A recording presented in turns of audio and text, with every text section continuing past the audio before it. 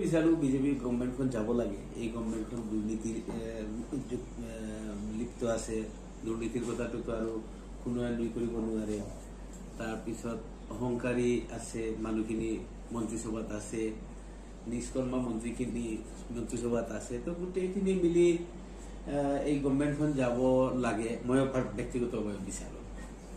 সঁচাকৈ আচলতে কংগ্ৰেছৰ ভাল দিন আহিছে নেকি? নেশ্যনেল প্ৰস্পেক্টতো মই ক'ব পাৰো যে কংগ্ৰেছৰ গেইন কৰিছে বা লাগিছে। এণ্টি বিজেপি, বিজেপিৰ প্ৰতি মানুহৰ মুখভংগ হৈছে। বিজেপি লাহে লাহে গ্ৰাফ নামি আছে। আপুনি নেশ্যনেল প্ৰস্পেক্টে যদি চাব বিচাৰে, এই বাই ইলেকশ্যন হৈছে, আপোনালোকে দেখিছে বিজেপিৰ ৰিজাল্ট ইমান ভাল হোৱা নাই। তো এইকাৰণে কংগ্ৰেছ বুলি কথা নহয়। আপনি যদি ওভাৰঅল ইন্ডিয়াৰ কথা কংগ্ৰেস কৰে তেতিয়াহ'লে মই মোৰ কাউন্টাৰ কুৱেশ্যন, তৃণমূল কংগ্ৰেছক কিয় বেংগলত ভোট দিলে, তাত কিয় কংগ্ৰেছক দিয়া নাই? কথাটো বুজিছে? কংগ্ৰেছৰ প্ৰতি বহুত মানুহ ওলাই গৈছে আৰু তেওঁলোকৰ নিজৰ ভিতৰতে গাদ্দাৰ চাদ্দাৰ বিলাক কৈ পেলাই মই চিম্পল কথা কৈ আছো। কেনেকে আগবাঢ়িব? বেংগলত আপুনি চাওক, বেংগলত যদি কংগ্ৰেছকে ভোট দি আছে তেতিয়াহ'লে বেংগলত কিয় কংগ্ৰেছ মমতা বেনাৰ্জী ছেপাৰেট খেলিছিল? তেতিয়াতো কংগ্ৰেছক দিব লাগিছিল, দিয়া নাই। আসল কথাটো হৈছে বিজেপিৰ বিৰুদ্ধে নৰেন্দ্ৰ মোদী, এই ইলেকশ্যন আছিল কি নৰেন্দ্ৰ মোদীৰ পক্ষত, নৰেন্দ্ৰ মোদীৰ বিপক্ষত। য'ত যোনে শক্তিশালী স্থিতি লৈছিল নৰেন্দ্ৰ মোদীৰ বিপক্ষত, তেওঁকে এণ্টি বিজেপি ভোটখিনি তেওঁৰ তাত গৈছে। অসমৰ ক্ষেত্ৰত আমি এইটো ফেইল কৰিছো। আমাৰ পলিটিকেল সিদ্ধান্তখিনি আমি যোৱা ইলেকশ্যনত তিনিজন MP আছিলে, আমি 3খন আসনত খেলিছিলো। কিয় খেলিছিলো? বিজেপি যাতে সুবিধা নাপায়। এইবাৰ আমি 3খন আসনত কিয় খেলিছিলো? একমাত্ৰ কাৰণ আছিল যে বিজেপিয়ে সুবিধা নাপায়। আমি বৰপেটাত খেলা নাই, আমি তেনেকুৱা কাজিৰঙাত খেলা নাই, আমি শিলচৰত খেলা নাই, আমি মংগলদৈত খেলা নাই, আমি BTADত খেলা, এইবোৰ কেইবাটা চিটত আমাৰ বেটি থকা চিটত আমি খেলা নাই। বিজেপিক যাতে ৰুধিব পৰা যায়, তাত যাতে ষ্ট্ৰেইট ফাইট হয়, ভোট বিভাজন নহয়, এইকাৰণে আমি সিদ্ধান্ত লৈছিলো। যোৱা এছেম্বলি ইলেকশ্যনত আমাৰ 14 MLA আছিলে। আমি কংগ্ৰেছৰ লগত এলায়েন্স কৰিছিলো, মিত্ৰতা কৰিছিলো। কিয় ভিত্তিত কৰিছিলো? 14খন আসন 13টা চিট আমি চিংগুল লৈছিলো, বাকী 6টা ফ্ৰেণ্ডলি খেলিছিল, 2টা পাৰ্টিয়ে খেলিছিল। তাৰ চেক্ৰিফাইচটো সদায় UDF কৰি আহি আছে। সেইকাৰণে কৰি আহিছে যে বিজেপিক ৰুধাৰ কাৰণে অকল যে অসমত UDFে দায়িত্ব লৈ, কিন্তু এই পলিটিকেল কথাখিনি আমি ৰাইজৰ ওচৰত লৈ যাব পৰা নাই কাৰণে আমাৰ পৰাডুবি হ'ল।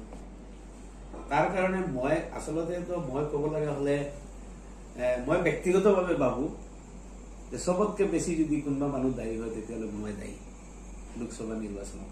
এই কথাখিনি ৰাইজৰ মাজত লৈ যোৱাত মই পলিটিকেল এফেয়াৰ্ছৰ জেনেৰেল ছেক্ৰেটাৰী দায়িত্বত আছিলো। সিদ্ধান্তখিনি ঠিক আছিলে। মই ৰাইজৰ মাজত কথাখিনি যাব পৰা নাই, লৈ যাব পৰা নাই, ৰাইজক বুজাব পৰা নাই যে বিজেপিক ৰুধিবৰ কাৰণে অসমত UDFৰ যি চেক্ৰিফাইচ, UDFৰ যি ৰাজনৈতিক সিদ্ধান্ত, এইবোৰ কথা আমি ৰাইজৰ মাজত লৈ যাব পৰা নাই।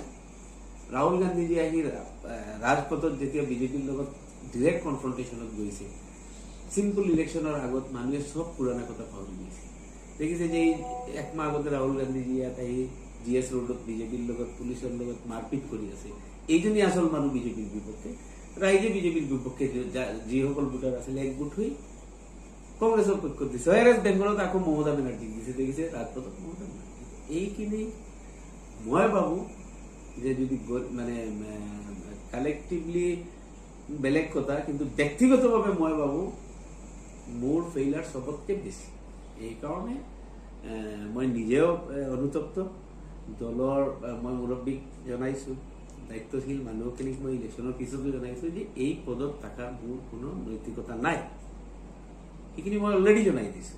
যিটো সঁচা ৰাজনীতিত মিছা কথা কৈ ৰাজনীতি নহয়। কথাটো বুজিছে? আজি আমাৰ সিদ্ধান্ত, মই আজিও কৈ আছো, আমাৰ সিদ্ধান্ত এটা সিদ্ধান্ত, সঠিক সিদ্ধান্ত আছিলে। বিজেপিৰ বিপক্ষত আমাৰ সিদ্ধান্ত আছিলে।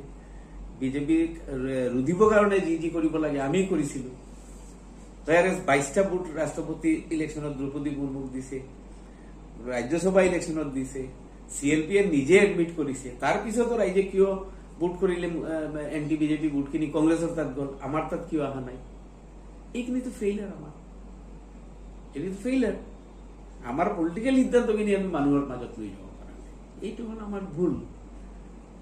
তো মই এইকাৰণে নিজকে দায়ী বুলি ভাবো। তাত কোনো ৰাগঢাক নাই, কোনো কথা নাই। দলে যি সিদ্ধান্ত ল'ব, দলৰ মুৰব্বীয়ে যি সিদ্ধান্ত ল'ব, এইখিনি লগত আমি আছো। আপোনালোকৰ যিখিনি পদ পদবী আছিলে চব ইতিমধ্যে খাৰিজ কৰাইছে।